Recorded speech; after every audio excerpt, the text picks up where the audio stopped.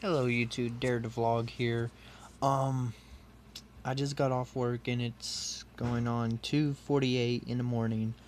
Um, but I decided will make a vlog. But yeah, today's been a very fun day in terms of sitting around bullshitting with my manager Spencer, which he's fucking awesome. Um, Annoying because a couple of coworkers are just but yeah, anyways,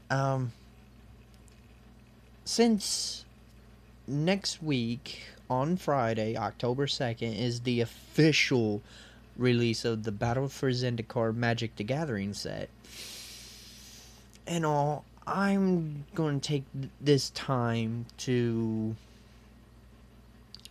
point out 3 cards that I am personally excited to have, and sadly enough, all of them are mythic rares, so chances of me actually getting one is probably slim to none. But they're like cards that I personally would like be like, oh my god, type about. Like I will be like a skittish little bitch type shit if I got these cards. First up, which I'm going to try to do some before I do talk about these cards, I will go ahead and try to edit this video so that the cards will show up right over here. I'm trying to move my hand out of the way because I'm going to try to use that space over here to put the picture of the card on the video so that y'all can see what the fuck I'm talking about. But if not, I will go ahead and show a picture of the card after I get done talking about it. If I can't get that view, get that, the image to show up on the site. Anyways, the first card is, Nixilis Reignited. That card is really, I personally am happy about it because it's a Planeswalker card, which the only other Planeswalker card we had for Nixilis is when he was in human form before he was transformed into a demon, before and at that time of him transforming into a demon and fighting a Lithomancer, which is a powerful being that can create weaponry and stuff like that with out of different stones and stuff, and out of a special uh uh items called hedrons, which is on the Zendikar plane. And he lost his not only planeswalker spark, but he lost his like good majority of his demonic powers after he became a demon, and he was planeswalking through other different planes and shit, and then he got stuck on Zendikar, and it showed, and now we got him as a planeswalking demon, and it's fucking awesome. He is a 2 black mana and 3 random mana because he black. Come on, man, black. You know that demons, they're evil, right? Um, his and he starts off with 5 loyalty counters, which people who don't know about Magic the Gathering and don't know about what Planeswalker cards are and stuff like that, they're basically um an basically an extra player, literally, because technically when we play a game of Magic and all, we're considered planeswalkers that we're using what we've gained knowledge wise and from the places that we met or been to, people that we met, creatures that we seen, and shit like that. Casting spells of different shit that we've taught ourselves during that playing type shit. That's basically the gist of Magic the Gathering. But the Planeswalker cards are basically kind of like an extra player that has like 3 different abilities. The first one for Nixilis Reignited is a +1 ability, which the 5 loyalty counters, I forgot to mention that.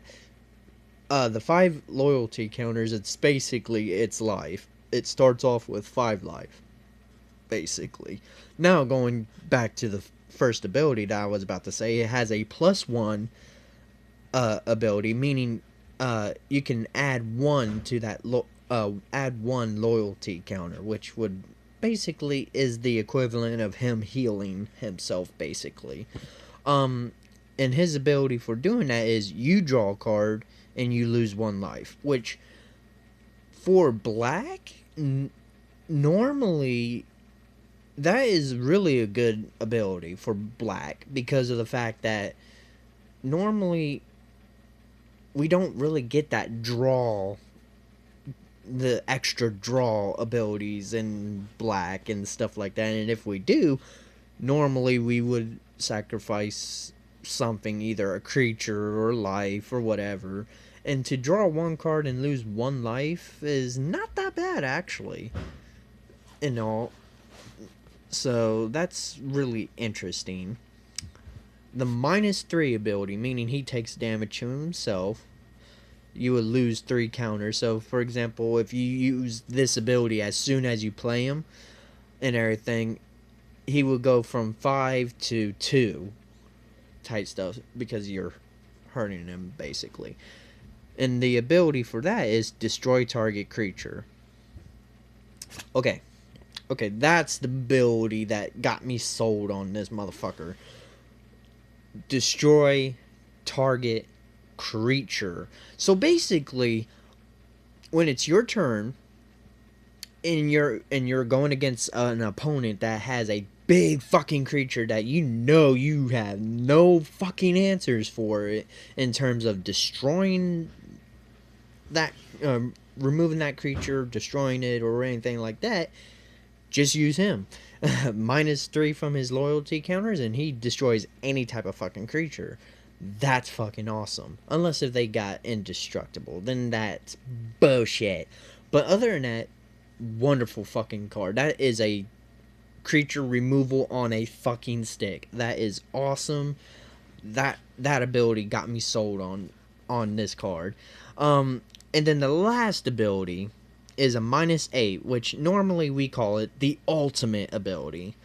But for his ability, which is really interesting, it says target opponent gets an emblem with, whenever a player draws a card, you lose 2 life.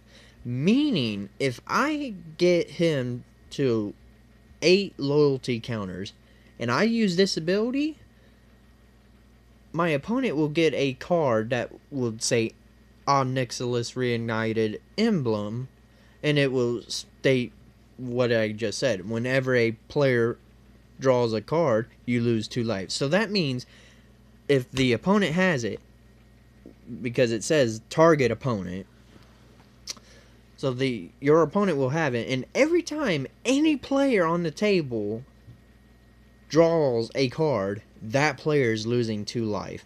That is a fucking ridiculous bomb when you're playing a multiplayer commander. Oh my god, that will be a fucking ridiculous bomb. And especially if you put this on an ability on somebody that you know is going to have that type of blue deck that's going to try to be like, hey, I'm going to draw so many fucking cards type stuff, that will disable them quickly. That will pretty much fuck up their strategy, because there's no way for anybody to remove emblems, and that is like wow. Wow.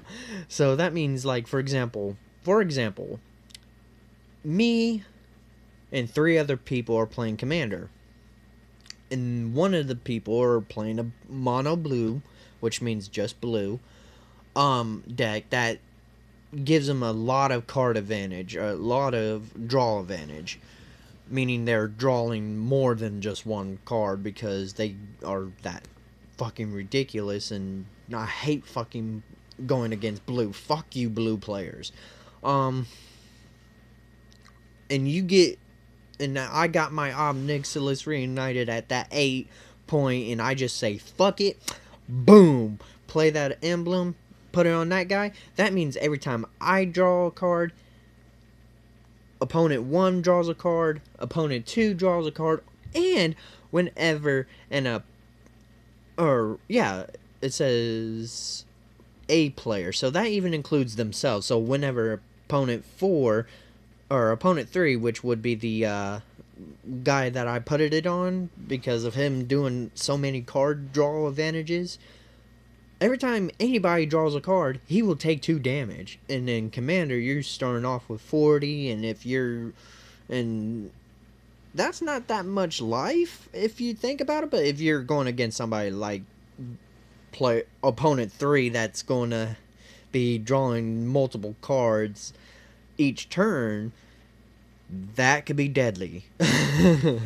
So I really enjoy this card. I think Wizards of the Coast done a magnificent job on Nixilis.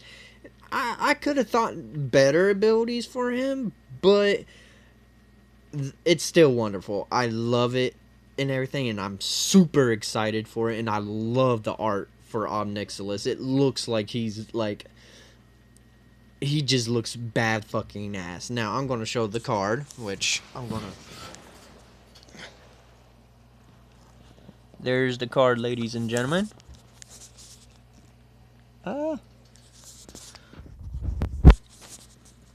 Nixilis Reignited. And look at that artwork. Like, seriously. Look at that artwork. Oh my god. Such beautiful artwork. He just looks like a bad fucking motherfucker right there. He just looks badass. I love it. I enjoy it. And I want more of it. Now, the next card I'm going to talk about is an Eldrazi card. Which, Eldrazi's, what I'm going to go ahead and explain, are creatures that we first were introduced in the original Battle for Zendikar, which sadly I wasn't part of that. I wasn't into Magic at that time or anything like that. So I sorry, I'm still pretty much a new player. But yeah, when it comes to the Eldrazi's, they're basically colorless beings that are, or creatures that are like, you can see them and everything, kind of like ghosts. Like, you can see them and they have like a physical being that you can like touch and shit like that, but yet they can't take real damage or anything like that. Like, it goes through them. Like, it's some weird shit like that. But this one is one of the Titans, which are the quote-unquote gods of the Eldrazi. And this one is just mind fucking blowing. And his name is Ulamog the Ceaseless Hunger. Okay. He is 10 random mana, so that means you would need to... He's big. 10 random mana, his power is 10, his toughness is 10, so it's 10-10 for 10. Legendary creature, Eldrazi. And... oh my god, his abilities are bonkers, which you would see on screen over here if I edit it correctly. But if not, I will show the picture afterward. of the card. Um, and his abilities are the following: when you cast Ulamog the Ceaseless Hunger, exile two creature or two target permanents. Meaning, like when you pay that 10 mana to put him on the field, as soon as you're paying that 10 mana and putting him on the field, like, or paying that mana and declaring you're summoning him, or you're bringing that creature out and everything, regardless if your opponent counters this creature spell with a counter spell and shit like that, or destroy him or whatever before he actually hits the table, they will exile two cards, which that means they will take two permanents, which are two cards on their side of the field, and exiling meaning they will remove it from the game and will not be able to play with those cards ever again, unless if there's a card in Magic that, or in their deck, that tells them they can play a card from their exile. And then the second ability it has is Indestructible, which, again, I mentioned it earlier with Nixilis, but I didn't go in full detail about Indestructible. It just means that this creature cannot die unless if it's battle damage. Now, meaning, like, for example, Nixilis that I showed earlier, his -3 ability would not work against him because of the fact that he has Indestructible, meaning he cannot be destroyed unless you have a creature that is higher than 10 power, then he can be destroyed that way through actual physical fighting.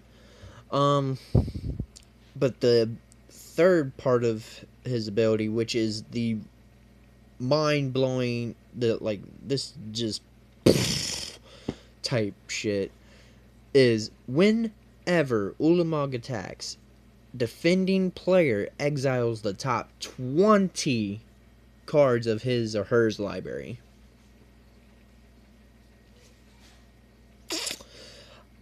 Okay. Exiles top 20. In Magic the Gathering, you start off with 60 cards. Like, you will make a 60 card deck. So basically, whenever this motherfucker attacks 3 times, you're pretty much milling your opponent. Like, you're taking away cards from their deck and telling them they cannot play their deck, basically. Or, okay, better explain. You're pretty much telling them, you know what, I'm going to attack with this creature, and because of him attacking, I'm going to take 1/3 of your deck, and you're not ever going to play with that, with 1/3 of your deck, ever. That's basically what this motherfucker does.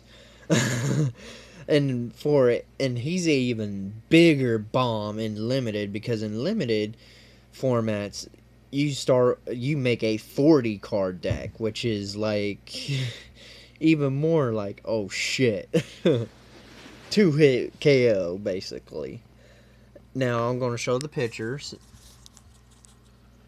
See Ulamog the Ceaseless Hunger, and I love how the artwork is. Kind of looks CGI-ish a little bit, but it's still a beautiful artwork and all.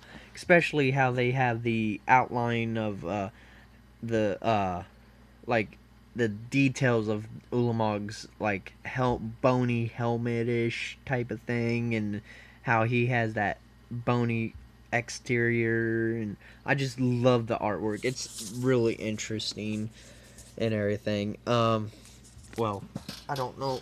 Is the camera getting it? No, you're not getting it. Okay, there you go. Oh, shit. I'm suck. I know. My bad. There we go. Yeah, that's Ulamog right there. Alright. Now, the third and final card that I want to talk about, which, shit. Sorry, my camera moved, or phone moved. Sorry. The third and final card that I'm personally excited for, Battle for Zendikar, which comes out, like I said, next Friday on October 2nd. Um, is Shire of okay, Shire of Stagnation. Another Eldrazi card, which is costing 4 random mana, 1 blue, 1 black. A creature card, and he's really interesting. Um, yeah. And his abilities are like really awesome as well. The first ability is Devoid, which is a new mechanic for this for all the Eldrazi's in this set, where it says this card is no call, or this card has no collar, meaning even though you have to pay 1 blue and 1 black to play him, he still is considered a collarless creature. So, that's interesting enough, because all Eldrazi's are collarless beings, or collarless creature manas. And I forgot to mention his attack, or his power is 5 and his toughness is 7, meaning when he attacks for 5. When he defends, it's for 7. And then the last ability that he has, because he only has 2 abilities, which this is really, really interesting. I don't really know how this would really play out. In Commander, it probably would play out really good, especially against green decks where they... Well, let me go ahead and talk about the ability. The ability, it says, whenever a land enters the battlefield under an opponent's control, that player exiles the top 2 cards from his or her library and you draw 2 cards. This ability is really good against green players, because green players, they love to do what we call mana ramping, meaning they play extra lands to get that mana ramping, or they play creatures that can tap to produce more mana and stuff like that, or play cards that says put more lands onto the battlefield and shit like that. So basically, green players love to do what we call mana ramping, and if they're mana ramping in terms of adding more lands onto the battlefield, this ability becomes really good. But like I said, I don't know how this will actually turn out in standard though, because it's just, I don't know. But it's going to be interesting. So whenever, let's say, using the Nixilis example before, being in the 4-player commander gameplay, let's say opponent 2 is a mana ramping person that likes to do lands, like, I played this land, tap mana to play this card that allows me to search my library and put 2 basic lands onto the battlefield type shit. If the opponent did that, basically this guy would be saying, okay, well, if you put a land out, you're going to exile the top 2 cards of your deck, meaning you won't be able to play those cards ever again, and then I will get to draw 2 cards that give me a drawing advantage. Then if the opponent plays a spell that says, I'm going to put search my deck for 2 basic lands, put it onto the battlefield, well, you're going to exile 4 cards from the top of your deck, meaning you won't be able to play those cards, and then I'm going to get to draw 4 cards.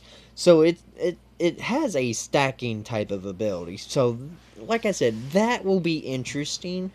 I can see it more in, like, Commander or Modern, I'm sorry. It's like way early in the morning, and I haven't went to sleep yet. I got off work like 2 hours ago, or like an hour ago or so.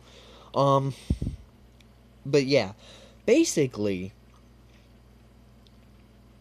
I can see this in like in formats that allows players to play older cards like modern, commander, the people that would actually play cards that be like, oh, I'm going to mana ramp by searching my library, putting extra lands onto the battlefield type stuff. Like, I can see this card becoming a big ass bomb for those type of formats, but in standard or limited, I can. Well, limited, no, scratch what I was about to say for limited. But for standard, I can somewhat see it because there are pretty good cards in standard right now that can search for a lot of lands. Like one of the cards from the Magic Origins set, which let me grab my book here. That I get from fat packs, and that's the reason why I love grabbing fat packs, because you can get like a whole complete listing of what cards are in that set. Um it's a green card. Where are you? Aha. Show this real quick. This card, Animist Awakening. Like that card from Magic Origins is really good because it says reveal the top X cards of your library, put all land cards from among them onto the battlefield tapped, and at the in the rest of the on the bottom of your library in any random order. Like that type of a card would be really good to use this Sire of Stagnation, like, against that opponent that would play that type of a card, because if they like look at the top, let's say 10 cards of their library, and they are really fucking lucky and they have 8 lands and stuff, and they put all 8 lands out, Sire of Stagnation would be like, well, you're putting 8 cards. 8 times 2 is 16, so you're going to take 16 cards from your deck into the exile, meaning you won't get to play with them ever again. And then I would personally be able to draw 16 cards, which I will be having a full fucking hand plus more. so, so like I said, standard, I can somewhat see it if you're going against a standardized deck that has cards like, well, the one I just showed you, in terms of trying to do that mana ramping.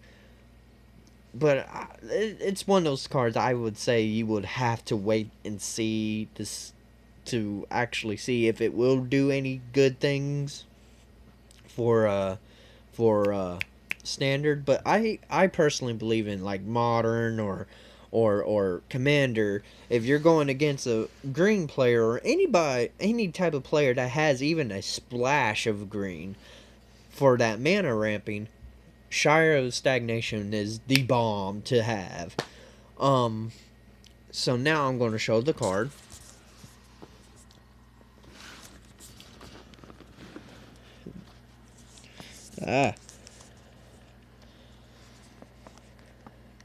Okay. 2, 4. Yeah, there's Sire of Stagnation. His artwork is beautiful too. I really love the artwork and everything. And if you see this symbol right here, this symbol right here tells you what set it's from, and depending on the color, tells you the rarity as well. So this one, and even in the previous 2, this would mean it's a mythic rare, which is the highest rarity there is.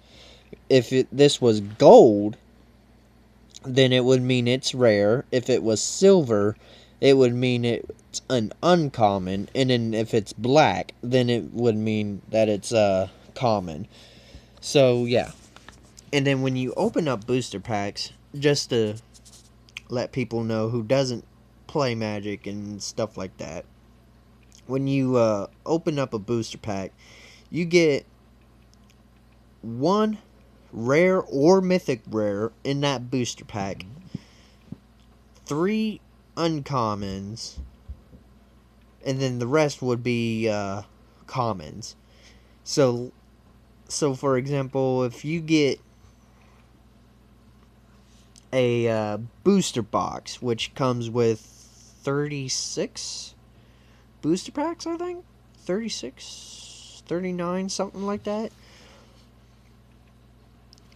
and all, that means you will get at least 39 rares as guaranteed. If they're copies and stuff, that's random. It's still random. It's just guaranteed you're getting at least 39 cards of either rare or mythic rare.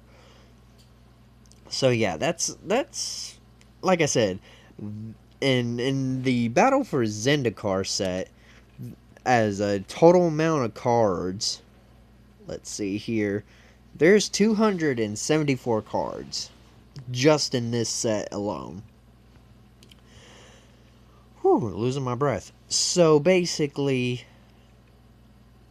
like I said, if you're opening up a booster box and trying to open up all 36, 39, whatever type of booster packs, and you're only getting that, 36, 39, like I said, I can't remember how many comes in the box, as a guaranteed rare or mythic rares, out of that 274, that's pretty low chances of getting that mythic rare and being like, oh my god, type shit. Like, it's really rare. And for Planeswalker cards like Nixilis, it's even more fucking rare, because like in this set there's only 3 Planeswalkers, so that's 3 Planeswalker cards out of 274. So I would have a better chance of getting any other fucking card other than Planeswalker. So that's why I'm not being all like, oh yeah, whatever, I'm never going to get those cards. But I'm pretty much getting to that point, because I know for a fact that, like, it is hard as hell to get the cards that I would really fucking want. And I am not paying no goddamn $20 for one card type shit online. No. I wait and get it myself if I open it up from a booster pack. Because I would rather open up a booster pack that comes with 15 cards and have that enjoyment of pulling one of those cards being one of the cards that I want, that could be like 20 fucking bucks selling wise. So yeah, basically those 3 cards are the Battle for Zendikar cards that I am personally I would just be skittish. I would be like, oh my god, oh my god, oh my god, oh my god, about. I will be like a bitch in heat type shit. Excited. If I had gotten any of those cards. But yeah. So I'm gonna go ahead and end my vlog right now.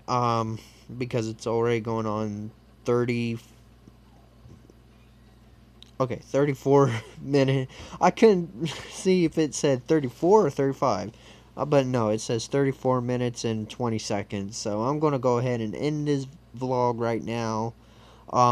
Like, favorite, subscribe if you haven't. And I hope I talk to people later. Peace out.